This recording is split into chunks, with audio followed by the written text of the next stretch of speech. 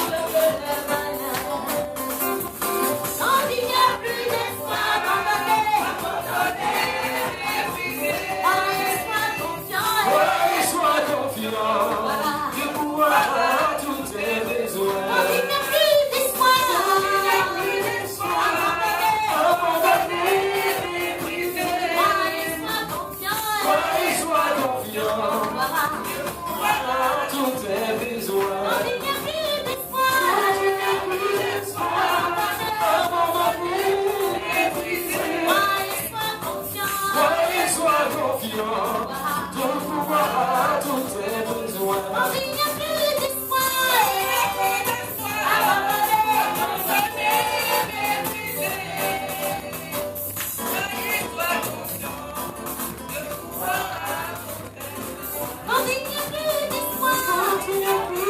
d'espoir, abandonné, méprisé. Sois confiant de pouvoir tous tes besoins.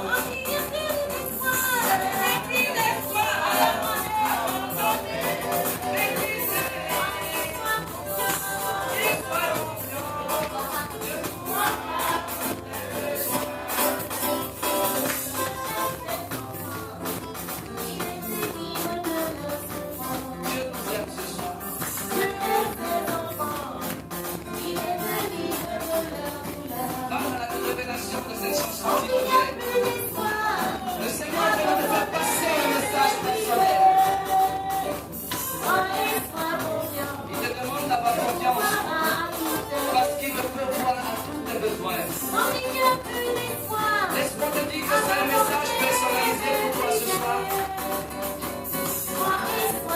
Tu te sais abandonné, méprisé par tout le monde.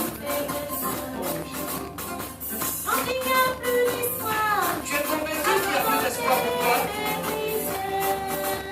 Et tu es confiant de pouvoir tout la révélation de cette chanson ce soir.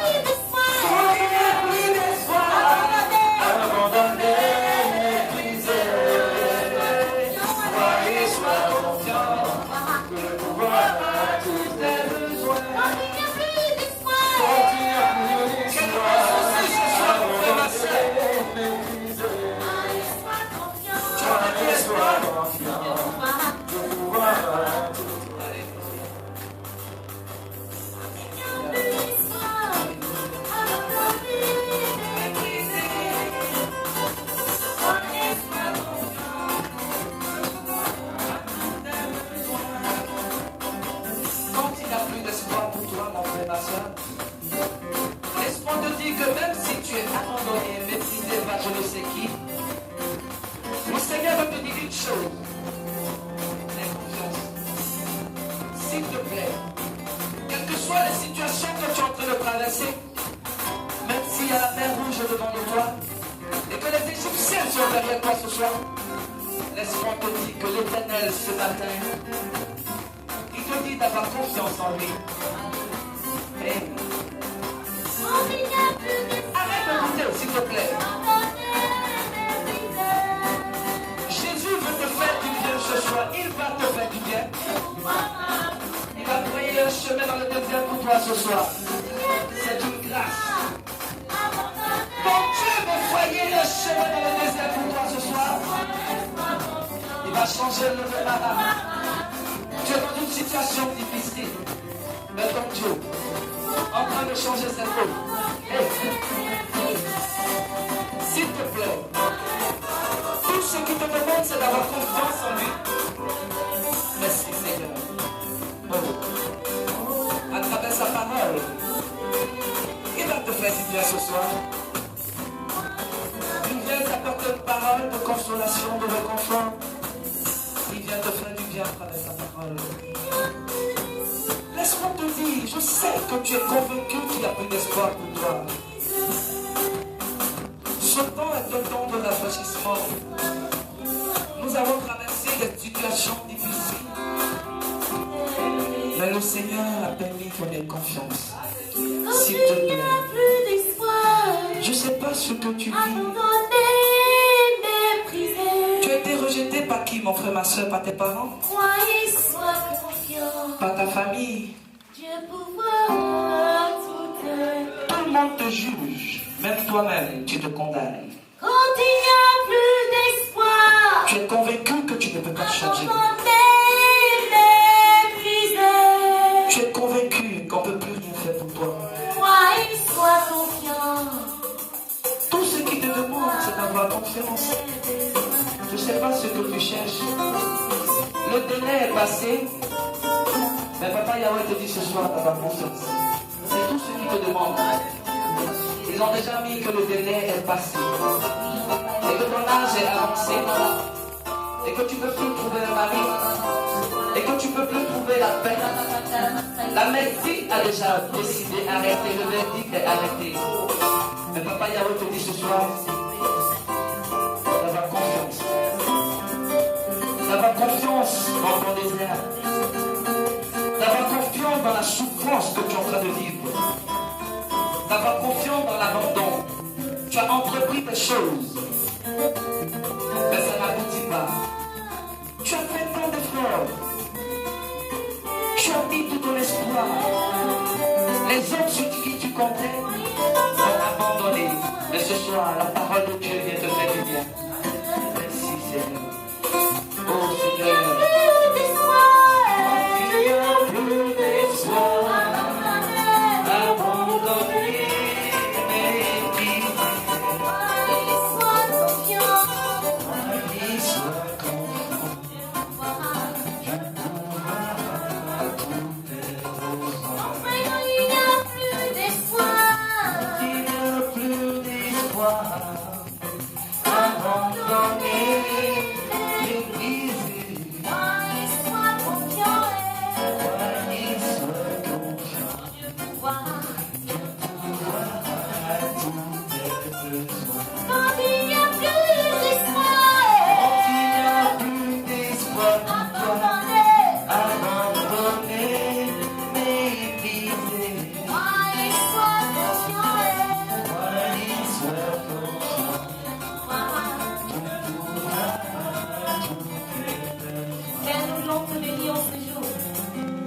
Célébrer ton Seigneur Saint-Esprit de Dieu. Nous voulons glorifier ta sainteté parce que tu es Dieu bon. Tu es Dieu puissant, merveilleux, admirable. Et tu nous réconfortes dans ce jour pour nous dire que lorsqu'il n'y aura plus d'espoir, lorsque nous nous sentirons abandonnés, rejetés, nous nous demandons de marcher dans la confiance. Parce que Seigneur Dieu, celui avec qui tu pourvoiras tous nos besoins selon ta richesse, en donnant toujours gloire à ton Seigneur. Comment ne pas te louer aujourd'hui, Saint-Esprit? Comment ne pas célébrer ton nom, Jésus? Nous voulons ensemble, Seigneur, saluer ta présence. Nous voulons ensemble élever ce nom qui est digne d'être élevé. Ce nom qui a reçu le nom au-dessus de tout nom. Ce nom en qui, Saint-Esprit de Dieu, j'ai la vie. Ce nom par lequel je suis sauvé. Saint-Esprit de Dieu, nous voulons te dire merci. Merci encore pour ce moment, Seigneur, de rafraîchissement que tu permets. Merci encore parce que tu es là qui vient par ta parole consoler nos cœurs. Tu viens par ta parole apporter cet esprit de Dieu, ce dont nous avons besoin. Tu viens par ta parole nous combler en ce jour. Père, je prie maintenant que tu viennes, Saint-Esprit de Dieu. Puisque tu as dit que ta parole est une épée, alors que cette épée, cet esprit, viens nous transpercer afin de transformer nos vies, afin de changer temps et circonstances en nous. Au nom de Jésus-Christ de Nazareth. Père, merci pour ta fidélité. Merci pour une grâce particulière, Saint-Esprit, dont tu dotes ton peuple en ce jour. Au nom de Jésus-Christ de Nazareth. Je veux prier maintenant afin que la chair et le sang se taisent à jamais.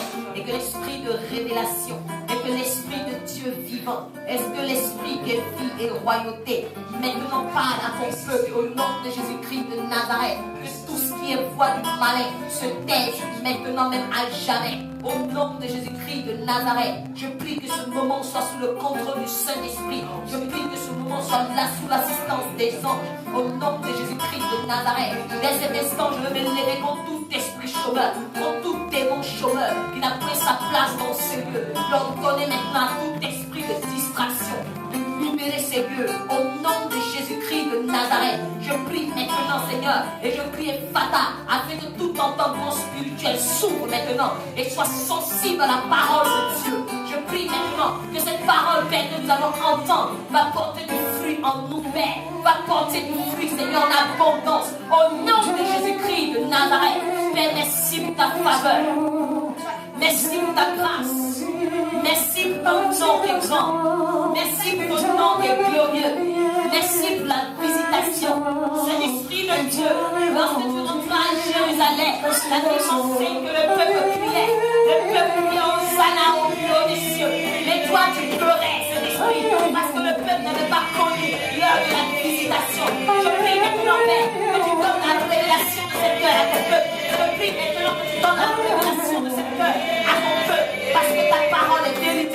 Parce que ta parole va nous visiter. Parce que ta parole va nous transformer. Parce que ta parole va nous changer. Au nom de Jésus-Christ de Nazareth. Merci Saint-Esprit. Que la gloire soit pour toi, Jésus. Que l'honneur te revienne à jamais. Que l'élévation soit pour toi. Merci pour ça.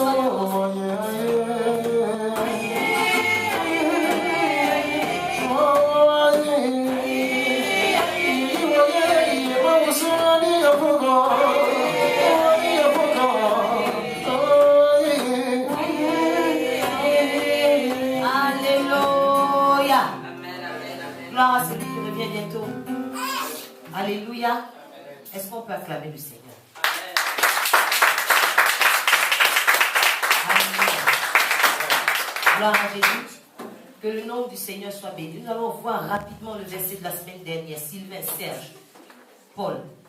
Vous allez nous dire un peu le verset de la semaine dernière, puisque nous avons repris. Alléluia. Sylvain, c'était quoi la référence? D'accord. Car nous n'avons pas lutté contre le sang de la chair. Oui.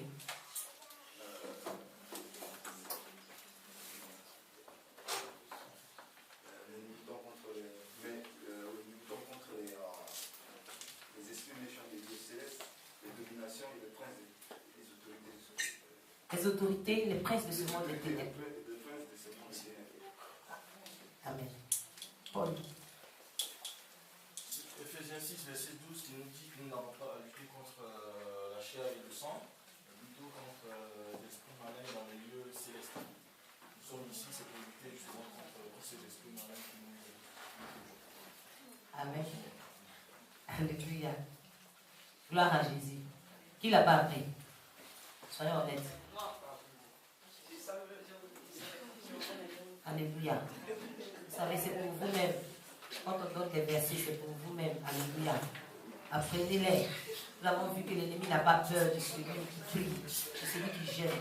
Mais l'ennemi a peur de celui qui dit qu'il est écrit. Alléluia. Nous allons prendre le verset de la semaine prochaine, Ephésiens chapitre 5, verset 8.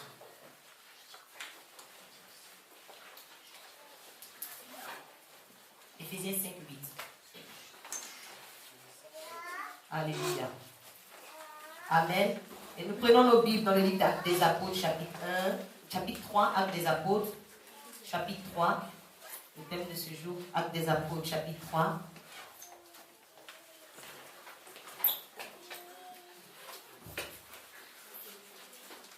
Actes des Apôtres, chapitre 3.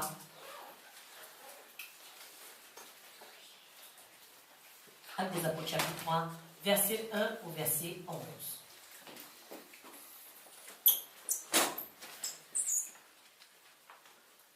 Acte 3, verset 1 au verset 11. Seigneur, merci que ta parole est vérité. Je prie maintenant, Saint-Esprit, que ma bouche soit ta bouche. Bénis ta parole au nom de Jésus-Christ de Nazareth. Amen. Acte des Apôtres, chapitre 3, verset 1 au verset 11. Je lis la parole de Dieu. Éphésiens 5, verset 8. Éphésiens chapitre 5, verset 8. Le thème d'aujourd'hui, ce sera dans Actes des Apôtres, chapitre 3, verset 1 au verset 11. Je lis la parole de Dieu. Amen. Pierre et Jean montaient ensemble au temple à l'heure de la prière. Alléluia. Dites avec moi l'heure de la prière. Je continue la lecture. C'était la 9e heure.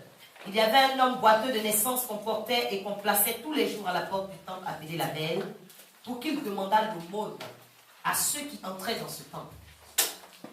Cet homme, voyant Pierre et Jean qui allaient y entrer, leur demanda l'aumône. Pierre, de même que Jean, fixa les yeux sur lui et dit, je suis au verset 4, regarde-nous. Et il les regardait attentivement, s'attendant à recevoir d'eux quelque chose. Alors, Pierre lui dit, je n'ai ni argent ni or, mais ce que j'ai, je te le donne au nom de Jésus-Christ de Nazareth.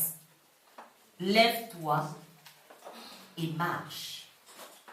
Et le prenant par la main droite, il le fit lever. Au même instant, ses pieds et ses chevilles devinrent fermes. Alléluia. D'un saut. Alléluia. Dis Seigneur, moi aussi je veux faire un saut. Il fut debout et se mit à marcher. Il entra avec eux dans le temple, marchant, sautant et louant Dieu. Alléluia. Tout le monde le vit marchant et louant Dieu. Il reconnaissait que c'était celui qui était assis à la belle porte du temple pour demander l'aumône. Et il fut rempli d'étonnement et de surprise au sujet de ce qui lui était arrivé. Comme il ne quittait pas Pierre et Jean, tout le peuple étonné accourut vers eux au portique dit de Salomon. Alléluia. Nous voyons l'histoire de ce paralytique qui a commencé à la porte du temple et qui a fini par se retrouver dans le temple. Alléluia. Donc ça signifie qu'il y a des circonstances qui t'emmènent dans le temple. Gloire à Jésus. Vrai ou faux? Il y a bien une circonstance qui t'emmène dans le temple. Alors nous avons parlé de beaucoup de choses aujourd'hui. Je sais que c'est le paralytique qui était assis à la porte du temple qui demandait l'aumône, qui a demandé à Pierre et à Jean. Et je paraphrase, lui on dit qu'on a dit on est à Jean de donner. Mais ce qu'on peut te donner au nom de Jésus, c'est lève-toi et marche. Alléluia. Je pense que tout ça c'est mieux que l'or et l'argent. Alléluia. Alors, je vois que lorsque nous avons commencé la lecture, rien qu'au verset 1, la Bible nous dit que Pierre et Jean montaient ensemble au temple à l'heure de la prière. Et que c'était la 9e heure. Amen. Avant de continuer, je veux demander au peuple, connaissez-vous la 9e heure? Alléluia. On voit dans la Bible la 6e heure, la 3e heure, la 9e heure, la 11e heure. Connaissez-vous la 9e heure? Nous allons nous baser sur la parole de Dieu. Alléluia, pour pouvoir comprendre. La Bible nous dit déjà qu'il y a 12 heures au jour, 12 heures pour la nuit. Amen. C'est dans Jean 11, verset 9. Alors que si quelqu'un marche le jour, il ne bronche point. Parce qu'il voit la lumière de ce monde. Alléluia. Donc ça signifie que lorsque nous marchons le jour, normalement nous devons être sereins. Alléluia. Parce que nous voyons la lumière du monde. Parce que nous-mêmes nous sommes la lumière du monde. Gloire à Jésus. Amen. La Bible nous dit aussi que Jésus, en parlant à ses disciples, a dit qu'il faut qu'ils fassent pendant qu'il est jour les œuvres de celui qui l'a envoyé. Alléluia. Donc nous voyons que celui qui a envoyé Jésus l'a envoyé pour faire des œuvres dans la journée. Gloire à Jésus. Parce que la nuit vient où personne ne peut travailler. C'est la parole de Dieu qui nous dit que le jour c'est pour travailler. La nuit ce n'est pas pour travailler. Gloire à Jésus. Alors, c'est pour cette raison lorsque je vois que le jour c'est pour travailler, ça me rappelle cette parabole du royaume des cieux dans le livre de Matthieu 20 où Jésus va dire que le royaume des cieux est semblable à un maître de maison qui dès que le matin est arrivé, il est sorti afin de louer des ouvriers pour sa vigne. Alléluia. Il a loué ces ouvriers-là, non pas la nuit, mais il les a loués le jour pour sa vigne. Alors, la Bible déclare qu'il convient avec eux de deniers par jour et il les a envoyés à sa vigne. Amen. Alors, il est sorti dès la 3e heure. Il a vu des gens qui étaient assis. Il leur a demandé d'aller travailler dans sa vie. Amen. Après, il est ressorti vers la 6e heure. Il a vu encore des gens qui étaient assis. Il a dit, mais vous aussi, allez à ma ville travailler, je vous donnerai ce qui est raisonnable. Alléluia. Il est sorti aussi à la 9e heure. Il a dit la même chose à ces personnes qu'il a trouvées. Gloire à Jésus. Et il est sorti pour la dernière fois à la 11e heure. Et la Bible m'enseigne que cette fois-ci, à la 11e heure, il ne va pas dire vous aussi, allez, je vais vous donner ce qu'il faut. Mais il va les interpeller en leur disant, mais pourquoi vous vous tenez ici toute la journée sans rien faire? Amen. Alléluia. Alors mon attention était attirée sur cela. Pourquoi à la 3e heure, il n'a pas dit à ces personnes qu'il a appelées, pourquoi vous vous asseyez sans rien faire? Amen. Ça signifiait que la 11e heure était la dernière heure de la journée. Parce qu'après ça, le soir allait arriver. Parce que tout juste après, la Bible nous dit que quand le soir fut venu, et non quand la nuit fut venue. Alléluia. Je ne sais pas si vous voyez où on veut arriver. Alors la dernière fois que nous avons vu les veilles de la nuit, nous avons vu que la première veille de la nuit commence entre 18h30 et 21h. Donc ça s'appelle le soir. Donc le soir est à partir de 18h. Donc, si le soir, c'est 18h, la 11e heure, ça revient à 17h. Alléluia. Donc, la 11e heure où Jésus a vu ces personnes et qu'il les a interpellées, c'était la dernière heure de la journée. Alléluia. Avec des calculs, nous voyons du coup que si la 11e heure revient à 17 heures, selon le calendrier juif, la 9e heure revient à 15 heures de l'après-midi. Alléluia. Et la 6e heure revient à 12 heures de l'après-midi, c'est-à-dire midi. Amen. La 3e heure revient à 9 heures du matin. Parce que la Bible nous déclare que lors de la Pentecôte, lorsque les Juifs étaient revenus de Jérusalem, étaient en train d'écouter Pierre, ils ont trouvé qu'ils étaient ivres parce qu'ils parlaient en des langues diverses. Alors Pierre va prendre la parole pour dire, mais je ne peux pas être ivre parce que ce n'est qu'à la 3e heure. Amen. Ça signifiait que c'était le matin. Ce n'était pas 3 heures du matin. Qui dit Amen avec moi parce qu'il est d'accord? Donc, puisque nous avons déduit donc que la 9e heure correspond à 15 heures de l'après-midi, à 15 heures, aujourd'hui je vois qu'à 15 heures, on remarque bien qu'en journée, on est beaucoup préoccupé par notre travail. Alléluia. En journée, on est tellement préoccupé qu'on n'a même pas le temps de donner une place au Seigneur. On se dit la nuit, on va prier rapidement. Mais nous voyons que c'est pendant la journée que Jésus est venu envoyer des gens à la vie. Alléluia. Mais nous travaillons, nous nous disons que non, c'est pour notre, c'est parce que c'est des choses personnelles. Mais ce qu'il y aura de plus personnel, c'est de travailler, parce que toi, tu es la vie de l'Éternel. C'est de travailler à ton propre salut, même si tu es en train de travailler. Il faut connaître qu'il y a des heures stratégiques. Alléluia. Pourquoi je dis cela? Parce que la flèche qui vole, dans le psaume 91, c'est le jour qu'elle volait, non la nuit. Alléluia. La contagion qui frappe, elle frappe à midi, elle frappe pas à minuit. Qui est d'accord avec moi? Alors pendant qu'à ces heures-là, nous sommes vraiment assoupis. Entre midi et 15 heures, on a tellement envie de faire la sieste. Alléluia. L'ennemi sait que ce sont des heures stratégiques. Et à cette heure, on a une seule envie, c'est de dormir.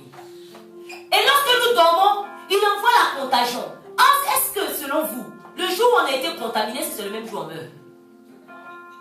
Donc la contagion a le temps de faire des ravages pendant que nous sommes assoupis. Et certainement le soir, il passe à l'acte. Alléluia. Et le chrétien va passer son temps à son travail toute la journée. À midi, il va être en train de discuter avec le collègue, prendre un café, faire la sieste. Pendant ce temps, la contagion est déjà rentrée. Et la nuit, il va dire, je te chasse au nom de Jésus. Oh, quelqu'un peut dire Amen avec moi. La Bible nous enseigne ici que lorsque Pierre et Jean partaient au temple, c'était parce que c'était l'heure de la prière. Vous savez, même les païens savent et respectent les oreilles de prière. Ils savent qu'il y a une puissance quelque part. La Bible dit que Corneille était un païen. Il avait la crainte de Dieu. Mais c'est à la 9e heure, parce que Corneille priait continuellement. Et ce n'est qu'à la 9e heure qu'il va voir en vision un ange qui va lui dire, Corneille, le Seigneur a accepté toutes tes offrandes et ta prière a été exaucée. Ce n'est pas quand il dormait à 21h ou à 22h. Alléluia. C'était à la 9e heure, en pleine 15h de l'après-midi. Il a reçu l'exaucement à cette heure-là. Est-ce que quelqu'un peut le comprendre? Alors la Bible dit qu'en même temps, pendant que Pierre était quelque part à Jopé, lorsque la 6e heure va arriver, il va courir pour aller se mettre sur le toit. Peut-être que la maison où il était, il y avait du monde. Il ne pouvait pas se retirer. Mais puisqu'il savait que c'était une heure stratégique, il a préféré aller s'asseoir sur le toit. Et c'est sur le toit, pendant qu'il priait, il est tombé en extase. Et Dieu va lui révéler maintenant, il y aura des animaux impurs qui vont tomber du ciel. Et Dieu va lui révéler que Corneille est en train de venir chez toi. Tu vas avec lui. Pendant ce temps, nous faisons la sieste tranquillement parce qu'on est rassasiés. Et on se réveille. Vous n'avez pas remarqué généralement, entre midi et 15h, quand tu veux dormir un tout petit peu, tu as l'impression que quelqu'un vient s'asseoir sur toi. Les plus grosses attaques, on les a entre midi et 15h. Peut-être que ça ne vous est jamais arrivé. Mais on ne comprend pas. Qu'est-ce qui se passe? On attend les sorciers à minuit. On est prêt. Alléluia. La Bible dit que la 9e heure aussi, c'est à cette heure-là que Jésus a crié d'une voix forte, mon Dieu, pourquoi m'as-tu abandonné? Et qu'à partir de la 6e heure, ça signifie que depuis midi jusqu'à 15 heures, les ténèbres avaient rempli la terre. Les ténèbres ne sont pas venues remplir la terre à minuit. On te dit en plein midi, il y a eu les ténèbres. Et c'est à la 9e heure que Jésus va pousser un cri et va rendre l'esprit. Alléluia. C'est à la 9e heure que le voile du temps va se déchirer. Quelqu'un n'est pas en train de comprendre que ces heures sont stratégiques pour la vie d'un chrétien. on ne te demande pas d'être dans le combat. Amen. Parce que la contagion est venue, la maladie n'est pas encore arrivée. Donc tu vas combattre. Alléluia. Donc on te parle d'une œuvre vraiment à titre préventif. J'ai l'impression que les gens sont en train de culpabiliser. Alléluia. Vous savez, à ces heures-là, le Seigneur nous demande de faire notre part. C'est l'heure où le chrétien doit faire sa part. Et quand l'heure du combat arrive, Dieu dit, il faut garder le silence, moi je vais combattre pour toi. Pourquoi il nous demande ça? Parce que tu as préparé le combat qu'il doit faire dans la vie pour toi. Alléluia. La victoire d'un chrétien dépend de son temps de préparation. Vous savez, le Seigneur me disait, tu sais, la manière dont j'ai envoyé ces gens à la vigne pour travailler en plein jour, et que le soir je suis venu donner la récompense, c'est de cette même manière que Satan envoie aussi ses agents travailler dans la journée. Et le soir, ils viennent maintenant pour achever. Dieu vient le soir pour nous récompenser, pour nous dire, dors tranquillement, moi je combats, je prends la relève. Mais Satan, les envoyés qu'il envoie, le soir, il les envoie pour achever la mission. Alléluia. Satan copie tout ce que Dieu fait. Amen. J'ai dit toutes ces choses-là pour vous parler un peu de la 9e heure. Amen. On ne peut pas commencer un message et puis laisser certaines zones d'ombre. Quelqu'un a compris, sinon je reprends. Alléluia. Chrétien, s'il vous plaît, quand la 6e et la 9e heure arrivent, même si tu es en train de travailler, que ton esprit se dispose. Alléluia. Que tu sois, quel que soit le lieu où tu es, que tu sais parler en langue, que ton esprit soit disposé. Parce que je vois que dans cette heure, il y a l'exaucement qui est caché là-bas.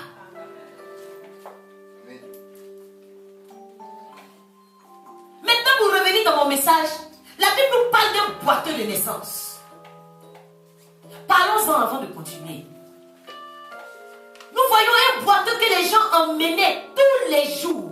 On le soulevait parce qu'il ne pouvait pas marcher seul. Ça signifiait que ces boiteux étaient déterminés. Alléluia. On le portait. On mettait tout en œuvre pourvu qu'il se retrouve là où il devait être. Amen. Malgré qu'il ne pouvait pas le faire de lui-même, il se faisait aider. Il n'abandonnait pas. Alléluia. Et la Bible nous dit que tous les jours, il était placé là, à l'heure de la prière. Ça signifie qu'il était assidu et ponctuel. Malgré qu'il n'entrait pas dans le temple, il était assidu et ponctuel. Peut-être que ceux-mêmes qui rentraient dans le temple arrivent. Lui, il arrivait avant eux. Parce que personne ne devait rentrer avant qu'il soit là. Puisqu'il devait soutirer de l'argent. Et aujourd'hui, nous voyons que ce boiteux avait fait un choix. C'était de rester à la porte du temple. Alléluia. Et son choix était motivé par quoi? Par ses objectifs. Alléluia. Son objectif, ce n'était pas de chercher, de connaître qui était Jésus.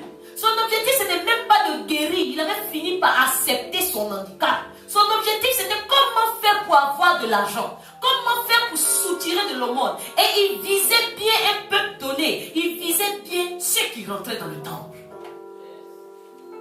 Il pouvait se mettre à l'entrée de la ville pour pouvoir prendre de l'argent avec tout le monde.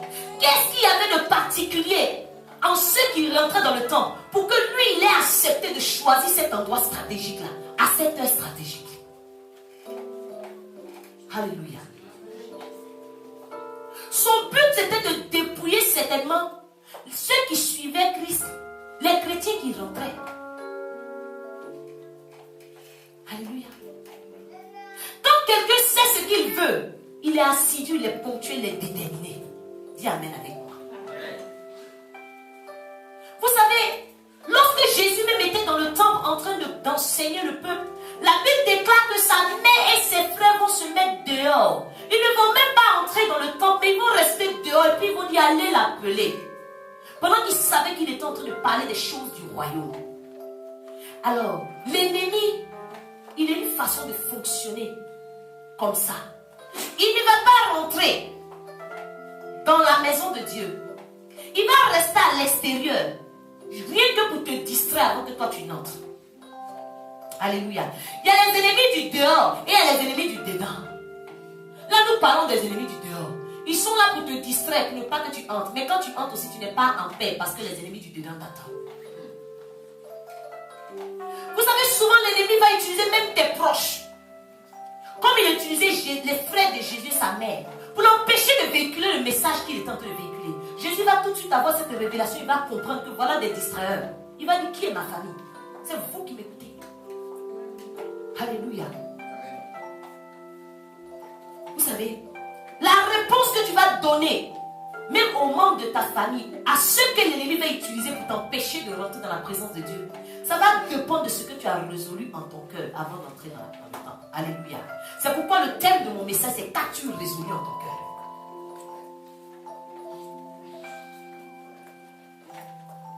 Alléluia. Qu'as-tu résolu en ton cœur? Bien-aimé, si tu n'as pas déjà une résolution bien fixée dans ton cœur et que tu viens dans la présence de Dieu, tu sortiras comme tu es venu. Parce que tu vas te laisser impressionner par tout et n'importe quoi. Alléluia. Aujourd'hui, je veux dire que nous sommes tous dans la maison de Dieu. C'est vrai, nous parlons du temple. Mais nous ne pouvons pas oublier qu'il y a le temple fait de main d'homme et il y a le temple du Saint-Esprit que nous sommes. Alléluia. Aujourd'hui, si quelqu'un décide de ne pas détruire son corps, qui est le temple du Saint-Esprit, ce n'est pas pour la même raison que moi qui ai décidé aussi de ne pas détruire mon corps. Chacun de nous entretient son temple. Chacun de nous vient dans la présence de Dieu pour des raisons différentes. Dis Amen, Amen. Aujourd'hui, si on demande à quelqu'un, qu'est-ce qui t'a motivé à venir à l'église ce matin? Je pense que le nombre de personnes que nous sommes, nous allons avoir des réponses différentes. Égales au nombre que nous sommes. Alléluia. Vous savez, aujourd'hui, ça fait mal au cœur lorsque vous voyez que certains chrétiens disent qu'on est déçus.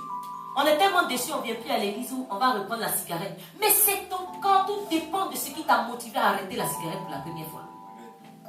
Alors si tu penses que c'est à cause d'un homme que tu avais arrêté, détruis ton corps. Mais la Bible déclare que celui qui détruit son corps, que le temple du Saint-Esprit, Dieu le détruira. On n'a pas dit l'homme à cause de qui il a détruit, va le détruire. Mais c'est Dieu directement qui va le détruire parce que son corps n'appartient pas à un homme, même celui qui l'a dessus. Mais son corps appartient à Dieu. Alléluia. Quand ce qui te motive, vous savez, n'est pas basé sur la vérité, tu finis par abandonner. Quand une personne vient à l'église pour des motifs personnels, nous voyons par la suite qu'il n'est pas endurant. Dieu dévoile toujours celui qui n'est pas vrai envers lui-même. Parce qu'aujourd'hui, pourquoi je parle d'une véracité envers sa propre personne? C'est que souvent, certaines personnes rentrent dans la présence de Dieu. Elles-mêmes ne savent pas ce qu'elles veulent. Et ces personnes-là finissent par être dévoilées à cause de leurs œuvres. Alléluia. La Bible dit que les disciples, ils étaient tous ensemble lors de la Pentecôte. Ils étaient dans un même lieu. Ils attendaient quoi? Ils attendaient tous le Saint-Esprit. Aucun d'entre eux n'était dans ce lieu parce qu'il attendait quelque chose de précis. À part le Saint-Esprit. Alléluia. C'est le Saint-Esprit pour lequel le Seigneur lui a dit, ne vous éloignez pas de Jérusalem. Restez là parce que je vous enverrai le Saint-Esprit. Alors tous ceux qui ne se sont pas éloignés de Jérusalem, c'est parce qu'ils attendaient le Saint-Esprit. Satan et ses agents, ils ont des objectifs communs. Alléluia. Quand Jean 10 nous dit que le diable ne vient que, ça signifie que la liste n'est pas plus longue que ça. Que pour dérober, égorger, détruire. À part ça, tu ne trouveras pas quelque chose d'autre dans les objectifs du diable. Alléluia. Aujourd'hui, nous allons voir que les gens qui ne croient même pas en Dieu sont plus solidaires que ceux qui disent qu'ils sont chrétiens. Ils ont plus le même langage que ceux-mêmes qui doivent parler le même langage parce qu'ils ont le même Père. C'est dommage aujourd'hui de voir que dans la maison de Dieu, on retrouve des chrétiens qui ont les mêmes objectifs que Jean 10. Pendant que d'autres sont là pour adorer Dieu, d'autres sont là simplement pour égorger celui qui est en train d'adorer Dieu. Pendant que d'autres sont là pour chercher la présence de Dieu, ceux qui sont celui-même qui est à côté de lui est là pour le détruire.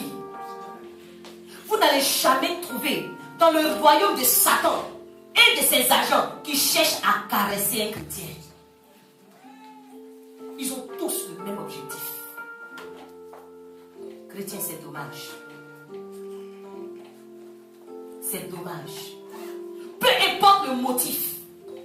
Lorsque tu choisis le bien, tous les motifs que tu dois avoir doivent s'aligner sur le bien.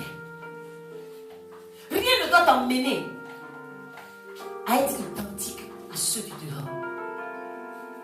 Alléluia. Alors aujourd'hui, nous allons voir un peu quelques exemples. Beaucoup de personnes sont dans la maison de Dieu. Mais qu'est-ce qui peut bien les motiver à y être? Alléluia. Est-ce que quelqu'un veut savoir un peu avec moi? Qu'est-ce qui peut emmener quelqu'un à se lever le matin, à dire je viens à l'église, même quand il n'y a pas de bus qui court pour venir? Oh, nous le regardons courir, on dit le frère est trop zélé, c'est l'amour du Seigneur. Bien aimé, attention. Amen. La première chose que j'ai essayé de constater, j'ai vu un peu que le chrétien, il vient à l'église juste pour un rituel. Le chrétien est tellement attaché à la tradition qu'il ne fait que transposer la tradition dans la maison de Dieu. Laissez-moi m'expliquer. Lorsque vous voyez une personne qui est encore attachée à la tradition, au rituel, quand tu le vois fonctionner, tu sais tout de suite. Parce qu'il va tout de suite idolâtrer l'homme de Dieu. Alléluia. Il y a des chrétiens, tu ne peux pas prier pour eux en disant va comme ça, va te dire ah, mais l'huile que tu as donné, donne un peu, il va partir à la maison avec. Tu sens que c'est une personne qui était habituée à faire des fétiches, des sacrifices. Ça colle à la peau et ça se voit tout de suite. Amen. Vous voyez le peuple d'Israël, lorsque Moïse marchait devant eux, il n'y avait pas de problème. Mais lorsque Moïse est monté sur la montagne, qu'il a duré un peu, ils ont regardé Aaron, s'il te plaît, fais-moi un veau, va marcher devant nous. Alors le Seigneur m'a dit, tu vois, ça signifiait que Moïse était ce veau-là. C'était des idolâtres. Ils voyaient Moïse comme leur idole. Ça n'a pas raté. Lorsque Moïse s'est décalé un tout petit peu, a beau chasser le naturel, il revient au calme. Alléluia. Donc nous voyons qu'il y a des chrétiens qui sont dans la maison de Dieu. Parce que depuis qu'ils sont nés, ils ont vu leurs parents prier. Prier en même temps. Une main de gauche, généralement la main gauche dit Alléluia. Et puis la main droite attraper le cadenas. Alléluia. Il n'y a aucune franchise. Amen. On dit à celui qui est à côté de toi, sois délivré s'il te plaît. Ça fait mal au cœur lorsque tu vois encore qu'il y a des canaris dans la maison des chrétiens qui viennent de prendre la Sainte Seine le matin. On ne se moque pas de Dieu. Tout ce qui est caché finira par être dévoilé. La deuxième chose que j'ai pu constater, je vois qu'il y a beaucoup de gens qui viennent dans la maison de Dieu par curiosité. La Bible nous enseigne que Zachée, il est monté sur le sycomore, pas parce qu'il avait un besoin, pas parce que le fait même qu'il était petit de taille l'embêtait et il voulait que Jésus le fasse grandir. Non, il voulait voir simplement qui était Jésus. Regardez un peu tout ce qu'il va mettre en œuvre, rien que pour voir qui est Jésus. Souvent vous allez voir des gens qui viennent dans la maison de Dieu, ils sont zélés comme tout, mais ils ont un seul objectif, c'est de pouvoir. On a entendu parler de Jésus, on veut voir ce qui c'est tout. Lorsqu'ils découvrent ce qu'ils veulent, ils sont partis. On les appelle des suiveurs. Alléluia. Oui, dans la maison de Dieu, il y a des suiveurs. Amen. Tu n'es pas d'accord avec moi? J'espère que tu n'es pas un suiveur. Parce que les suiveurs finissent toujours par rester derrière. Le suiveur, il ne sait pas généralement où on va. Il suit. Il suffit simplement que quelque chose se passe en route, qu'il stagne un peu. À son retour, quand tu es allé à droite, il ne sait même pas où tu es allé. Il finit toujours derrière. Alléluia. Il y a certains chrétiens qui viennent dans la maison de Dieu juste pour être vus. Vous savez, j'ouvre une petite parenthèse. Nous sommes dans un pays où généralement on ne trouve pas les fêtes comme ça. Alléluia. Tu peux avoir un an sans même que quelqu'un t'invite à un mariage. Alors tous les habits que tu as achetés, tu fais quoi avec ça? Tu vas travailler, on dit aujourd'hui, tu n'as pas besoin de te mettre propre. Tous tes vêtements, quand tu ouvres ton placard, mais il n'y a même pas un endroit où on peut t'inviter. Même quelqu'un même pour te dire, bien aimé, tu es belle, il n'y a pas. Pour dire qu'il va t'inviter au restaurant. Alors tu attends le dimanche, le temps de la parole, pour porter tes habits pour ne pas que les cafards finissent avec ça. Alléluia. Donc il y a des chrétiens qui viennent pour être vus. Alléluia. Comme ce boiteux, il s'est bien positionné où on pouvait le voir. Ne pas que quelqu'un le rate. Et ça ne ment pas, la personne va arriver en retard. Elle va s'asseoir. Automatiquement, l'ennemi envoie nos yeux. Regarde un peu ce qu'elle a porté de haut jusqu'en bas. C'est fini. C'est son objectif. Et quand le dimanche, quand il sort de là, il commence à repasser l'habit du dimanche prochain. Je sais de quoi je parle bien, parce que c'est la vérité. Quelque chose qu'on n'a pas expérimenté, on ne peut pas parler de ça. Alléluia. Nous tous, on a commencé quelque part. Mais quand Dieu dit porte le boubou, il sait pourquoi. Alléluia. Il y a des chrétiens qui vont être dans la maison de Dieu simplement parce qu'ils attendent un mouvement. Amen. Vous savez, ils attendent juste un miracle. Mais le problème c'est quoi? Si tu es dans la maison de Dieu parce que tu attends juste un miracle, tu risques de rester 38 ans comme ce paralytique à la piscine de Bethséda qui était couché sous les portiques. La Bible dit qu'il était couché sous les portiques attendant un mouvement de l'eau. Amen. Ça signifiait que lorsque un ange descendait tous les jours, il faisait bouger un peu l'eau, tout le monde courait. Et comme il était paralysé, peut-être que l'aveugle m'arrivait plus vite que lui parce qu'il avait au moins ses pieds. Même s'il ne voyait pas où il partait, il cognait les gens. Peut-être qu'un jour, en cognant quelqu'un, est tombé dans l'eau, il est guéri. Mais lui, il avait du mal à partir. Alors, regardez un peu l'image de ce paralytique. L'eau bouge un tout petit peu. Il bouge, il arrive. Avant d'arriver où il y a la piscine, quelqu'un est déjà tombé. Il retourne. Au lieu de dormir où il est arrêté. Pour que le matin, il ait gagné un peu de l'avance. Est-ce que quelqu'un me comprend? Voilà un paralytique qui va passer son temps à faire des va-et-vient simplement parce qu'il attend un mouvement. Aujourd'hui, nous avons des chrétiens qui font des va-et-vient comme le corbeau qui est sorti de l'arche. Simplement parce qu'ils attendent un mouvement. Ils attendent un miracle. Mais bien aimé, lorsque tu t'approches et que tu n'as pas vu ce miracle aujourd'hui, pourquoi tu ne restes pas là où tu es pour que le matin, un jour certainement, tu seras au bord de la piscine lorsque l'ange va s'écouler. Alléluia. Et il a perdu 38 années. Certainement, c'est le cas de beaucoup de chrétiens. Partout où tu passes, tu les vois, ils sont chrétiens, ça fait 25 ans. Ça fait 30 ans. Mais ils sont toujours en train d'attendre un mouvement. Pendant que Dieu aussi est en train d'attendre un mouvement de leur part. Alléluia. Je ne sais pas depuis combien d'années tu fais des va-et-vient. En te disant que oh, c'était pas mon jour parce que quelqu'un est tombé avant moi. Bien aimé, quand le jour du Seigneur arrive pour la vie de quelqu'un, personne ne peut tomber avant lui. Quand c'est ton jour, David était derrière les bœufs, derrière les brebis. Mais quand son temps arrivait, il n'était pas parmi ceux qu'on avait présentés. Oui, on allait le chercher là où il était. Quand le jour de quelqu'un arrive, bien aimé, même si tu es sous ton lit, les anges iront enlever la couette. Tu vas dire aujourd'hui, c'est ton temps. Alléluia. Si ce paralytique avait conviction par rapport à sa guérison, il devait s'arrêter là où il est arrivé. Chaque matin, peut-être qu'il faisait 2 pas. C'était mieux pour lui de dormir où il s'était arrêté. Le lendemain, il avait fait 2 pas. Un jour, à force de faire les pas, il est le premier au bord de la piscine. Alors nous voyons des chrétiens qui passent gauche-droite. Ils rentrent dans tous les temples en attendant d'un mouvement. Alléluia. Je prie que personne d'entre nous n'attende un mouvement qui fasse du mouvement de Dieu. Alléluia. Alors une autre catégorie de personnes qui pensent que si Dieu descend tout de suite, ceux qui seront à l'église ce jour-là vont être enlevés. Et ceux qui sont restés à la maison ne vont pas être enlevés. Donc, pour lui, être à l'église, c'est être à l'abri. Dis à celui qui est à côté de toi, réveille-toi s'il te plaît. Alléluia. Les chrétiens pensent qu'en venant à l'église, ils sont ainsi placés sous le regard de Jésus. Au moins, je suis à l'église, s'il y a un malheur quelque part, Dieu sait que je suis dans sa maison. La Bible nous enseigne que Jésus était en train d'enseigner des gens dans le temple. Et on a vu qu'il y a un paralytique qui avait porté son lit. Il cherchait, les gens qui avaient porté le lit cherchaient à le faire entrer et à le placer sous le regard de Dieu. Amen. Premièrement, il voulait qu'il rentre là où Jésus était, mais on voulait le placer directement où Jésus pouvait le voir. Alléluia. Il s'est dit, au moins s'il me voit, c'est sûr que c'est bon. Je vais me mettre simplement là où il peut me voir. Les chrétiens disent, au moins je suis à l'église, Dieu me voit là. Alors la Bible dit que comme il y avait une foule, alors qu'est-ce qu'ils vont faire? Ces hommes-là vont le faire passer par le toit.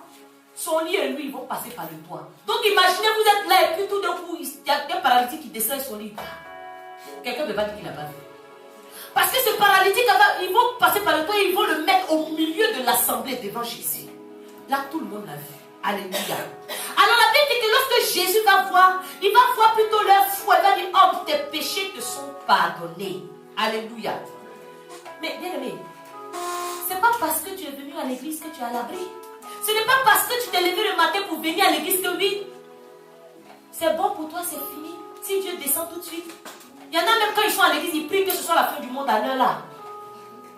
Espérant partir parce qu'au moins ça t'a trouvé dans un bon endroit. Hey.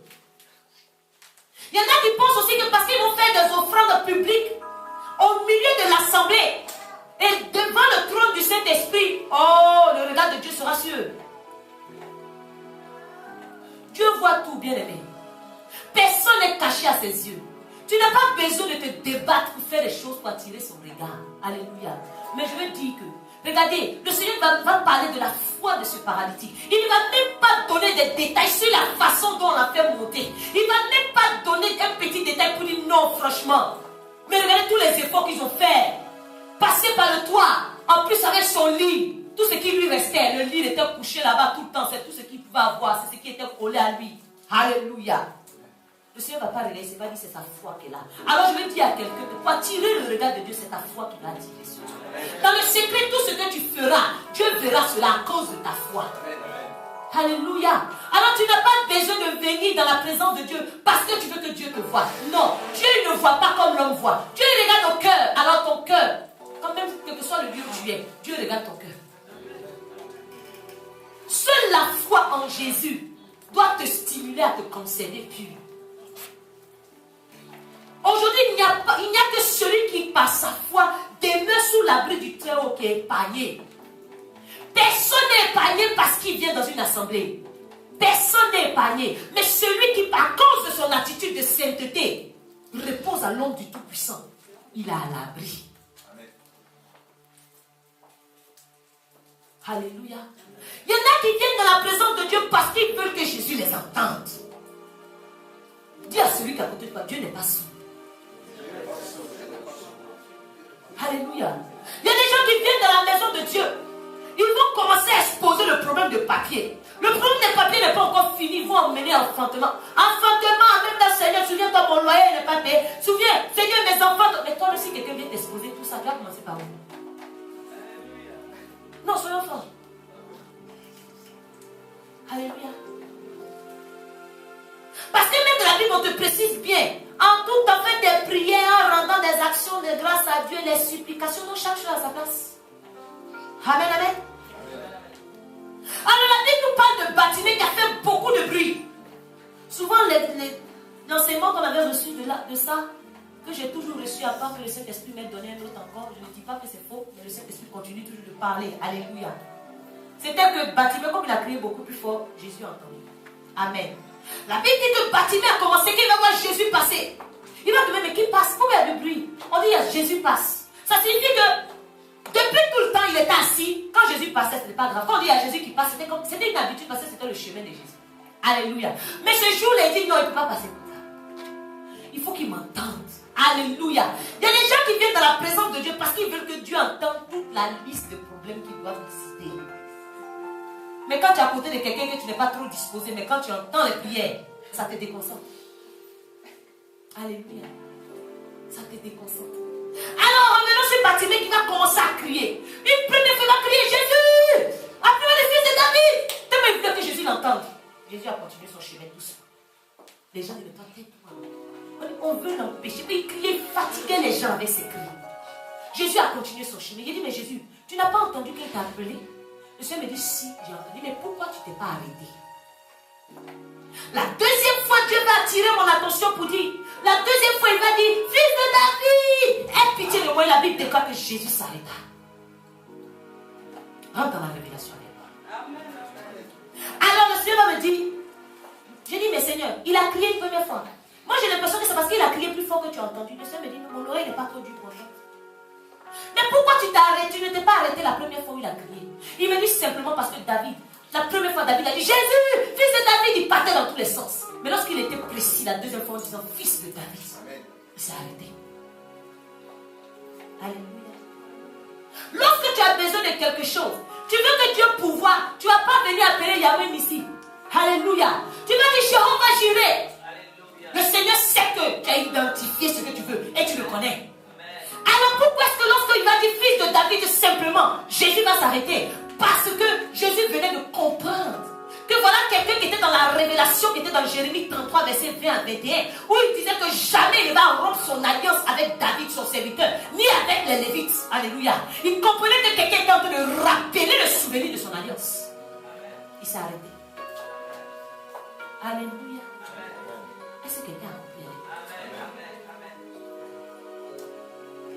Bartimée était en train de faire appel à la simplement fils de Dieu, mais il faisait plus que ça, appel à la promesse. Alors le Seigneur va m'interpeller encore pour me dire, tu sais, même les deux aveugles qui marchaient lorsque je passais à Jéricho, qui m'ont suivi, ils ne m'ont pas appelé Jésus. Lisez bien vos Bibles. Ils ont dit fils de David, jusqu'à ce que Jésus arrive du baptême. Et il fut guéri. Alléluia. Il y a des situations où tu n'as pas besoin de partir dans tous les sens. Rappelle le souvenir de Dieu. Alléluia. Seigneur, tu as dit, souviens-toi de la promesse qui est écrite. Et le Seigneur sait qu'il y a quelqu'un qui est en train de lui parler parce qu'il sait ce qu'il dit. Voilà David, Batimée qui a commencé. Jésus, il s'est dit, ah peut-être il n'a pas bien entendu Jésus. Il a laissé le nom de Jésus, il est arrivé sur fils de David. Jésus dit, mais toi, il fallait dire un autre nom. Jéhovah Shammah, il allait continuer son chemin. Aujourd'hui, certainement, c'est ton cas. Tu veux tellement que Jésus t'entende, tu es dans le temple. Tu l'appelles par tous les noms, tu envoies toutes les situations, tu ne sais même pas qui il est. Il continue son chemin tranquillement. Jusqu'au jour où tu vas apprendre que, quand on est malade, c'est vrai, tous les médecins, quand tu vas aller voir un ophtalmologue, on dit que c'est un médecin. Tu vas voir un gynécologue, on dit que c'est un médecin. Tu vas voir un dentiste, c'est un médecin. Mais si j'ai envie d'accoucher, que je vais voir le dentiste, même si les médecins, il y a un problème là. Alors le dentiste, il va me regarder, il va se dire, mais celle-là n'est pas consciente de son état. Soit elle n'est pas consciente de son état, soit elle ne connaît rien. Et souvent, c'est comme ça qu'on est vu devant le Seigneur. Il se dit, mais elle ne sait même pas quelle est sa douleur. Parce que si tu as un mal, tu sais, tu vas t'orienter directement vers la personne qui peut guérir ce mal. Alléluia. Moi, j'ai envie de voir le Seigneur qui guérit par ses mains touchées. Je ne vais pas aller appeler le berger, mais je sais pas. Il y a bien, on a vu ici appeler Jésus par son nom. Alléluia. Je suis dans une situation, j'ai appelé Jésus en tant que mon avocat. Jésus en tant que mon juge. Je suis dans un endroit où, Seigneur, le besoin est là. Mais je sais, je me souviens. Et le Seigneur même sait que je connais les Écritures.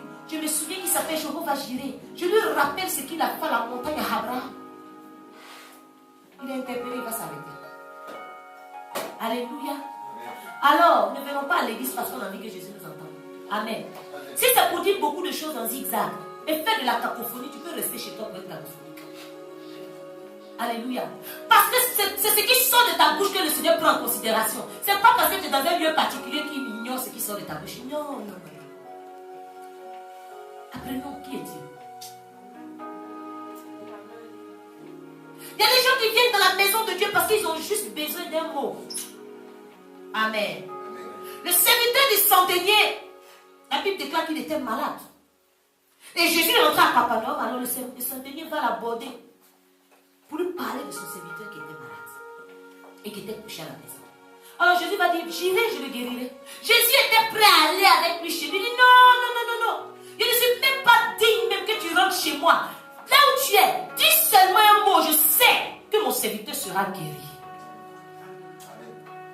Jésus était dans l'étonnement. Il dit, mais je n'ai jamais vu une foi aussi grande. Quelqu'un, moi, je me présente pour dire, je vais aller chez toi. Il dit, non, reste où tu es. Parle seulement. Aujourd'hui, tous ceux qui viennent à l'église, un mot ne suffit pas. Alléluia. La parole de Dieu ne suffit pas. On vient à l'église parce qu'on veut entendre un mot, mais c'est plusieurs mots qu'on a envie d'entendre. Beaucoup de prophéties. Pourtant, la seule prophétie qui est réelle, véritable, c'est la parole. Alléluia. Tellement qu'on a envie d'entendre des mots, on se dit que c'est là où on peut prophétiser sur tout. Donc, il y en a quand ils viennent de la maison, ils sont prêts à recevoir les prophéties. Alléluia. Donc, c'est des prophéties qui peuvent attirer aussi quelqu'un dans la présence de Dieu. Alléluia. Bien-aimé, quand Dieu veut te parler, peu importe le lieu où tu te trouves, il envoie son prophète, même si tu es dans un trou. Tu vas entendre de là-bas. Ainsi parle l'Éternel. Quand Daniel était dans la force, et que le roi s'est penché un peu pour demander s'il est vivant, il a entendu la voix. Alléluia. Il y en a qui vont venir aussi dans le temple simplement parce qu'ils ont envie d'instruire Dieu. Dis Amen avec moi, on va comprendre. Amen. Beaucoup de personnes viennent dans la maison de Dieu parce qu'elles veulent marcher selon leur propre logique. Et elles vont contaminer tout le monde avec leur logique. Alléluia. Alors nous voyons ce Naaman qui était considéré certes, mais qui était lépreux quelque part. Alléluia. La Bible nous dit que lorsqu'il va arriver chez Élisée, Élisée va lui demander d'aller se laver 7 fois, il ne va même pas le voir. C'est comme si tu veux voir, toi tu es une personne considérée. Et tu veux voir un serviteur de Dieu pour qu'il te pose les mains. Donc tu viens dans la présence de Dieu. Mais tu as ta façon tout à toi. Tu dois lui dire comment il doit mettre sa main sur toi. Avec un genre d'huile. Si c'est pas pressé à froid, c'est pas la peine.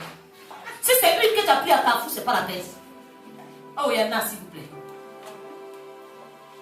Non, moi tu m'as demandé de prendre une cuillère de ça, mais moi j'ai un peu des ulcères, donc je ne peux pas prendre une cuillère. Mais là, je vais te dire que je ne prendrai pas une cuillère, mais je prendrai de l'eau à la place, juste t'informer. Ils sont dans la maison de Dieu pour instruire Dieu. Alors voilà Naaman à qui on va dire, va te laver 7 fois. La Bible déclare que Naaman va être très très irrité. Pourquoi il va être irrité? Simplement parce que Élisée n'a pas fait comme il voulait. Naaman va dire, je me disais. Il y en a qui viennent dans la maison de Dieu parce qu'ils veulent dire, je me disais. Que normalement, quand elle m'a vu, elle devait se jeter dans mes bras. Je me disais que ça, elle devait prendre peut-être huile. Pas de franc prix. Peut-être, je ne sais pas où c'est plus cher. Où on ne devait pas écrire numéro 1 dessus. Parce que quand il y a ça dessus, c'est que ce n'est pas la bonne marque. La prière ne peut pas monter. Alléluia. Alors Naaman va dire, il est très fâché. Comment il peut s'asseoir dans sa maison et envoyer des gens me dire à moi Naaman. Pendant que moi Naaman, je me disais, il allait sortir vers moi. Alléluia. Tu viens au temple, la servante de Dieu passe à côté. Je me disais qu'elle allait me voir, puisque je suis dans les somptueux vêtements. Elle allait me faire asseoir à la première place. Tu vas te dire. Il va dire, je me disais qu'il se présentera lui-même. Alléluia. Oh, on veut voir la servante de Dieu, on veut voir le pasteur. Elle dit, seul, il faut partir. Foutaise. Je me disais qu'elle allait venir en personne, même s'il n'a pas de voiture. Parce que c'est moi, elle doit prendre le métro, même s'il pleut. Je me disais qu'il allait invoquer le nom de l'Éternel. Comme si lui-même il sait comment on invoque le nom de l'Éternel. Pourquoi tu es venu? Puisque tu sais ce qu'il faut qu'on fasse. Tu viens chercher quoi ici? Alléluia, il parle à quelqu'un. Je me disais qu'il allait agiter sa main à la place. Pendant que Jésus a dit, ne lui impose pas les mains. Dis-lui simplement, va, sois guéri. Mais non, lui se disait qu'il fallait qu'on lui impose les mains à la place. Je me disais qu'il guérira le lépreux. Bien aimé. Souvent, lorsque le Seigneur met un message dans la bouche de ses oints, ceux qui viennent dans la présence de Dieu avec le langage de je me disais, il faut que le message est transformé dans la bouche de serviteur de Dieu. Parce qu'ils vont te dicter ce que tu dois faire. Et quand tu n'as pas la vision, tu perds tes repères. Souvent, la vie est tellement simple qu'elle devait paraître compliquée. Les serviteurs de Naaman vont lui dire, mais tout ce que tu es en train de dire, je me disais. Est-ce que ce qu'il t'a demandé est compliqué? Il t'a même pas dit de faire 6. La personne t'a dit simplement, va te laver. La personne t'a dit simplement, c'est la sainteté. Le secret de ta purification, c'est la sainteté. Mais pourquoi la prêcher sur le péché? Je me disais que comme elle sait que je vis dans le concubinage, elle n'allait jamais prêcher sur le péché. Tu vas te dire. Alléluia. Amen. Vous savez, ce n'est pas un homme qui guérit. Je me disais qu'il allait guérir le lépreux. Non, c'est Dieu qui guérit. L'homme, Dieu fait ce qu'il veut. Amen. On ne peut pas modérer Dieu.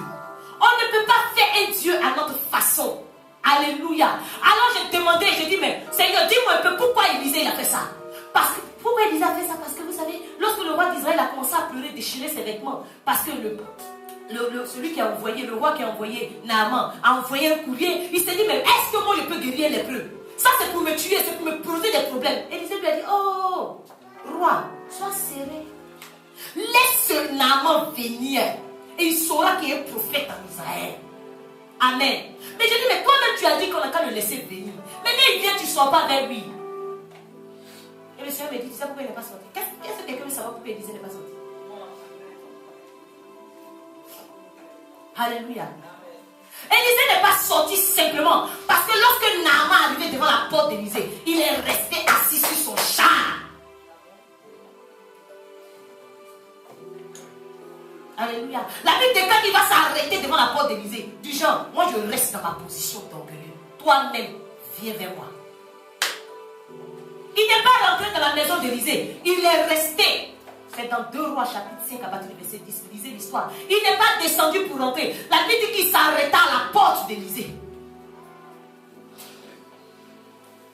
Amen.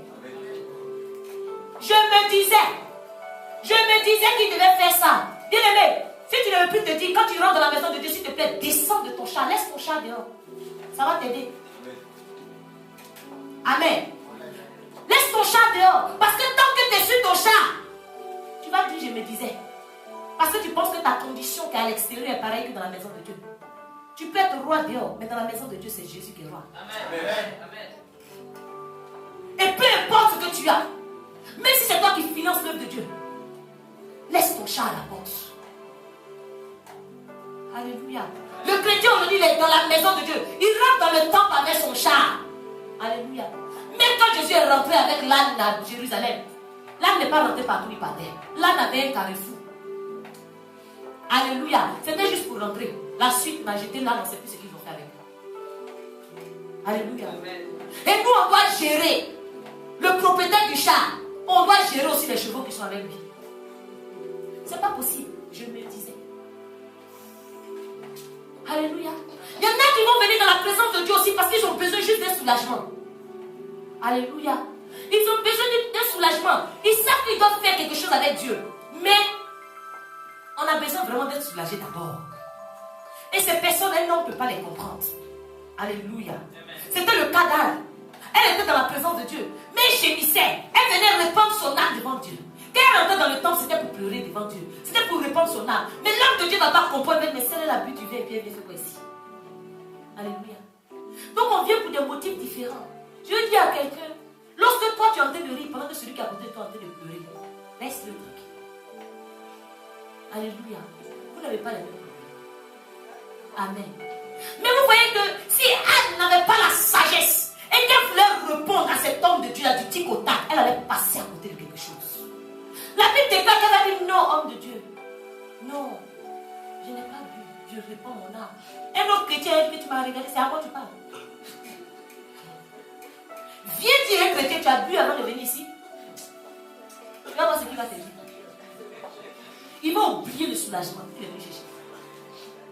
C'est pour cette raison, si vous allez voir que les gens vont venir dans la présence de Dieu, ils vont pleurer du 1er au 31. La vie ne va pas changer. Parce que derrière le soulagement, les injures pleuvent. Alléluia.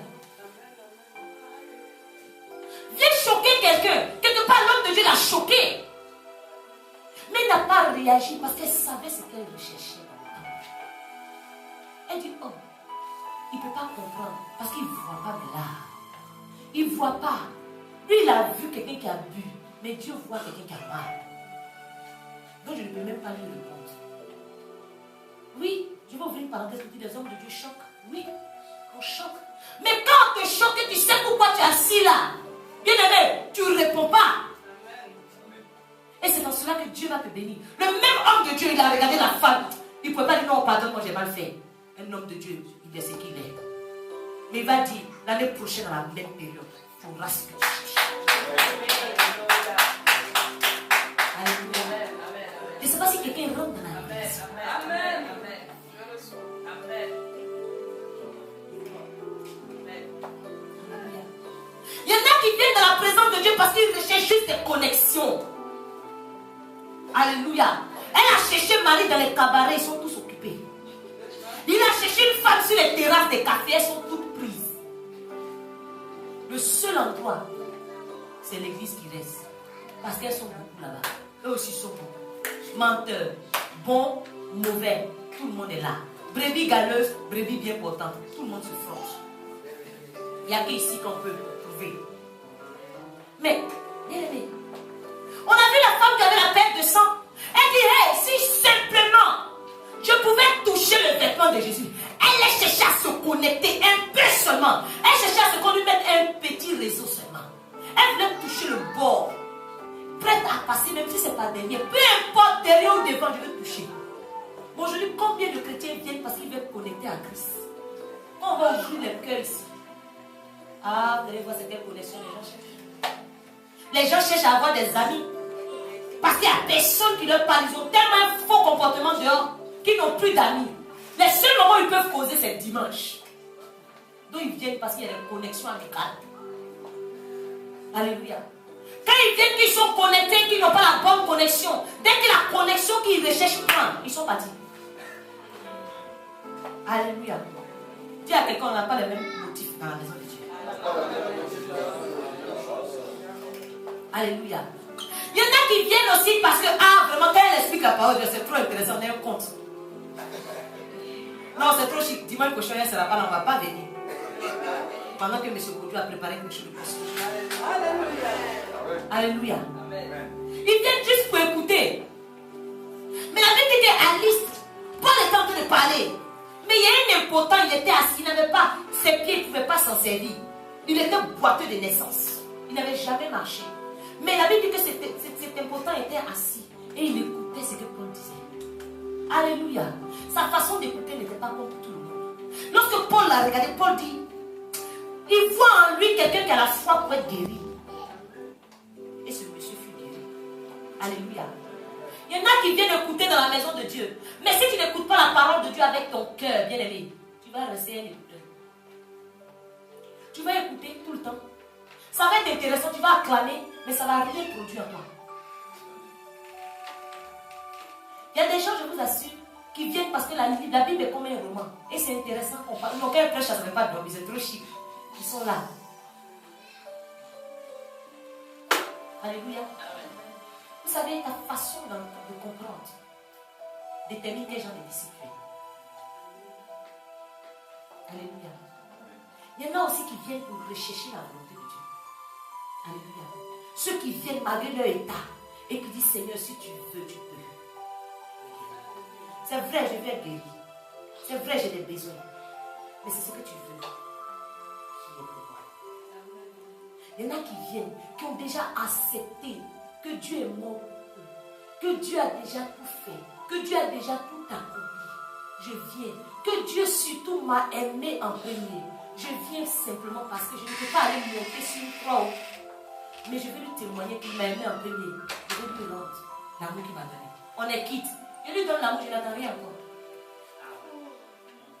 Celui qui attend que parce qu'il est venu à l'église, Dieu doit lui donner quelque chose, c'est qu'il n'a pas compris pourquoi il est là.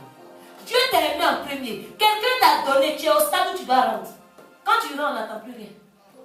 Ce n'est pas toi qui donnes en premier. Tu amènes avec moi. Vous savez, dans la maison de Dieu, je pense que chacun de nous a trouvé sa situation. C'est pourquoi il est là. Amen. Amen. Si c'est pour des connexions, il faut te connecter au Saint-Esprit, ça va être mieux pour toi. Amen.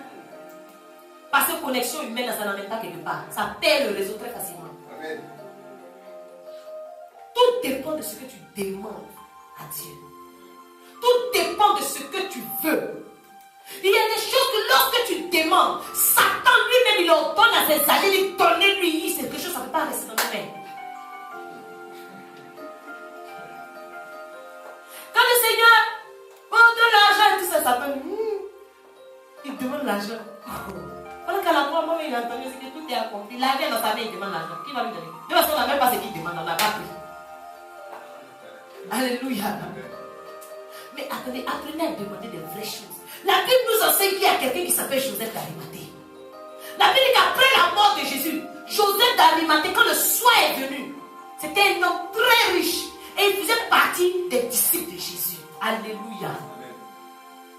Ça signifie déjà que son identité était déjà reconnue. Amen. Ce Joseph d'Arimathée, il va se rendre vers Pilate. Il ne va même pas parler aux soldats pour dire que c'est-à-dire qu'il y a quelqu'un qui est mort hier. Il est parti directement devant Pilate. Alléluia. Pourquoi il s'est adressé directement à Pilate? Parce qu'il savait qui il était. Et il savait que ce qu'il doit demander à Pilate, Pilate n'a rien à faire avec ça.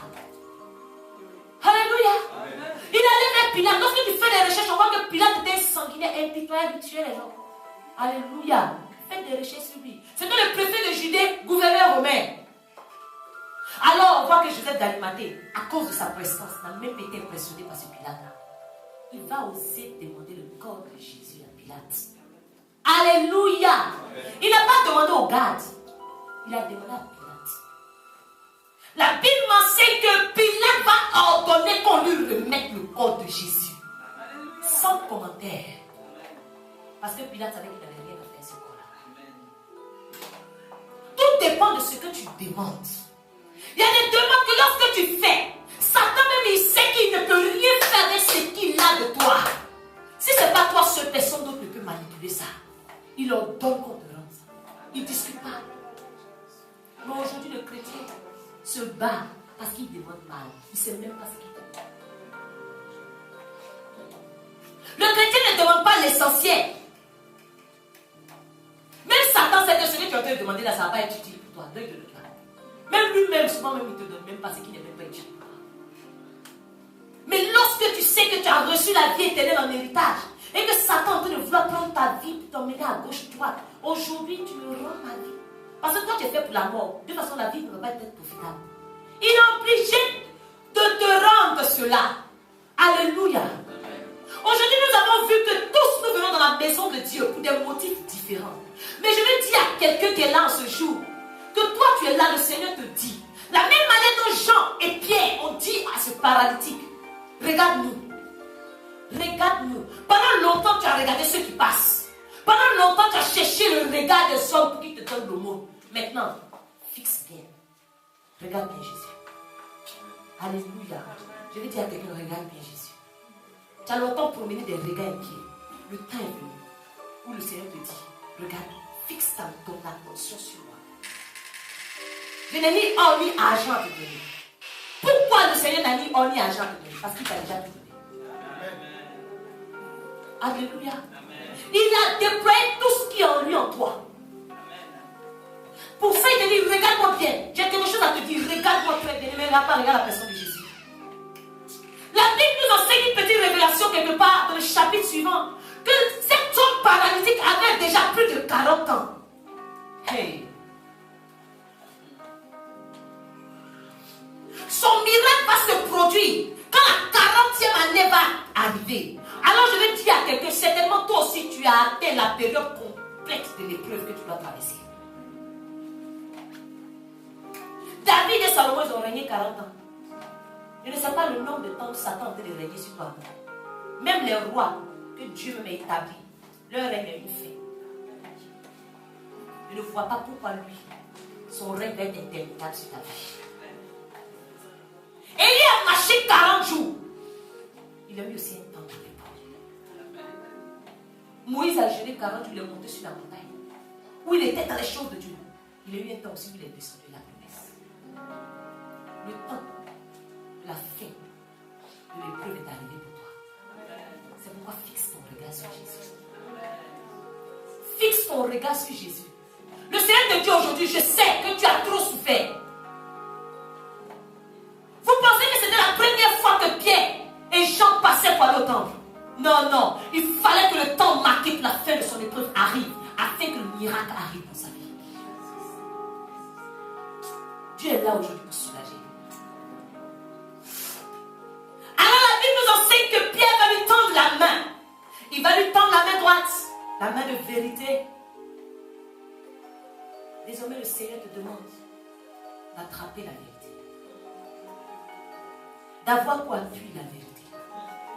Ne cherche pas à t'appuyer sur l'homme. Ne cherche pas à t'appuyer sur des fonds personnels. Ne cherche pas à t'appuyer sur ce que tu as ou ce que tu veux. Appuie-toi, focalise-toi sur ce que tu as déjà, le Saint-Esprit. Attrape-le par la main. Et là où tu avais peur de te lever pour t'engager, appuie-toi sur lui. Et lève-toi. Appuie-toi sur Jésus. Appuie-toi sur la vérité. Toutes les fois où tu essaies de t'appuyer sur autre chose et que tu as échoué, aujourd'hui le Seigneur te dit que ton heure a sonné. Revêtu de son autorité, lève-toi. Parce qu'il veut commencer quelque chose pour toi. Je te dis la vérité, tu peux croire si tu veux. Mais Dieu a déjà parlé. Amen. Alléluia. Alors la Bible me dit que la guérison de ce paralytique va commencer par ses chevilles. Ça me fait penser à Ézéchiel. Lorsque l'onction commençait à monter, ça commençait par ses chevilles. Alléluia. L'eau a commencé par ses chevilles. Dieu va commencer par le commencement. Balayer tout. Balayer tout. Il a vu que longtemps, tu as marché dans une instabilité. Parce que tes chevilles ne tenaient pas. Il veut commencer par traiter. Ce qui fait que tu ne peux pas te tenir. Il veut commencer son travail pour que tu puisses avoir une vie heureuse, une vie d'impact au nom de Jésus-Christ. Nous allons nous tenir debout vraiment pour rendre toute la gloire à ce Dieu. Ce Dieu qui te dit que tes 40 ans sont achevés. Tes 40 ans sont achevés. Même l'épreuve est un temps aussi pour s'arrêter. On ne demeure pas éternellement dans l'épreuve. Il y a un temps. Tu as peut-être dit au Seigneur, oh Père, c'est comment? Mais le Seigneur te dit aujourd'hui, tout dépend de ce pourquoi tu es dans ma présence. Alors si tu as compris que dans sa présence, et si tu veux, tu le peux. Et non, je le disais. Il est là pour toi. Il est là pour toi. Il est là pour toi. Il est là pour toi. Il a besoin simplement que toi, tu lui donnes aussi ta main. Que toi, tu lui donnes aussi ta main. Pour dire, Seigneur, je suis prête à accepter le repartir à zéro. Je suis prête à changer radicalement de mentalité. Je suis prête à épouser la mentalité des gens du royaume des cieux. Je suis prête à épouser, Seigneur, ta mentalité. Tu as vu un peu et tu as pu comprendre jusque-là, peut-être que tu te mentais à toi-même en te disant que c'est l'amour du Seigneur qui me pousse à être dans sa présence. Mais bien aimé, on ne peut pas mentir à Dieu. On ne peut pas mentir à Dieu. Tant que c'est un besoin spécifique qui te pousse dans la présence, le Seigneur va attendre que ce besoin lui-même il te console. Tu vas parler à ton Dieu qui connaît nos cœurs, qui connaît nos vies, qui sait ce qui est à l'intérieur de nous. Avant même que nous ouvrions nos bouches pour parler, lui seul sait qu'en venant ici, tu te dis, oh Seigneur, ce pourrait prophétiser sur ma vie. Mais aujourd'hui, tu as reçu ce que tu attendais. C'est terminé. La fin est arrivée. La fin est arrivée. La fin est arrivée. Le corps de Jésus représente quoi? Représente toi, l'épouse, l'église. Aujourd'hui, tu dois te présenter devant ces géants. Tu dois te présenter devant ces géants qui sont en train de manipuler ta vie pour dire que je suis venu. Non pas pour vous demander la permission de récupérer ce qui m'appartient, mais je suis venu récupérer mon corps que vous maintenez captif. Au nom de Jésus-Christ de Nazareth. C'est un ordre. Et il est obligé de capituler. Parle à ton Dieu. Élève la voix, parle lui, bien-aimé.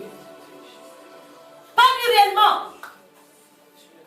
C'est vrai, c'est pas facile d'avoir besoin de faire comme si il n'y avait rien. Mais le Seigneur te dit, peu importe ce qui t'a emmené dans sa présence. Mais lui-même, il dit dans sa parole que nul ne peut venir dans sa présence s'il ne l'a attiré.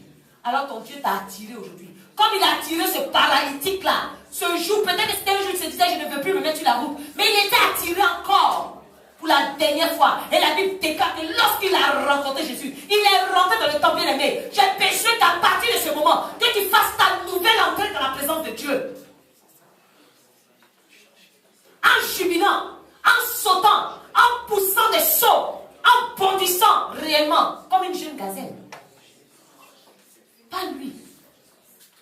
Pas lui. Que la façon dont tu vas considérer ton corps aujourd'hui ne soit plus de la même manière. Tu ne peux plus avoir la vue extérieure. Mais qu'à partir de ce Seigneur te donne d'avoir une vue intérieure. Au nom de Jésus-Christ de Nazareth. Tu peux recommencer toi à zéro, bien aimé. Il n'est même pas tard. Il n'est pas tard. Tu peux demander au Seigneur de te donner l'attitude. Oui, comment on marche à Canaan. Oui, parce que tu as la force. Merci Saint-Esprit de Dieu. Pas lui. Pas lui. Je ne connais pas ton besoin. Mais je sais que mon Dieu se couvrira. Parle à ton Dieu ce jour. Pas lui. Merci Saint-Esprit de Dieu. Merci Saint-Esprit de Dieu. Tu peux tout commencer. Parle à ton Dieu. S'il y a besoin vraiment de lui présenter vraiment ta vie, pour lui demander vraiment pardon, demande-lui. Demande-lui pardon pour toutes les formes vraiment. Ce ne sont pas des raisons nobles qui t'ont motivé dans sa présence. Ce ne sont pas des raisons nobles qui t'ont motivé dans sa présence. Toi-même, tu sens au fond de toi que c'est parce que tu as besoin. Mais le Seigneur n'est pas là pour t'accuser aujourd'hui. Il est venu pour te rafraîchir. Il est venu pour te faire du bien. Mais la péché dans ta théorie, tu mets dans ton esprit que c'est terminé. La période est arrivée.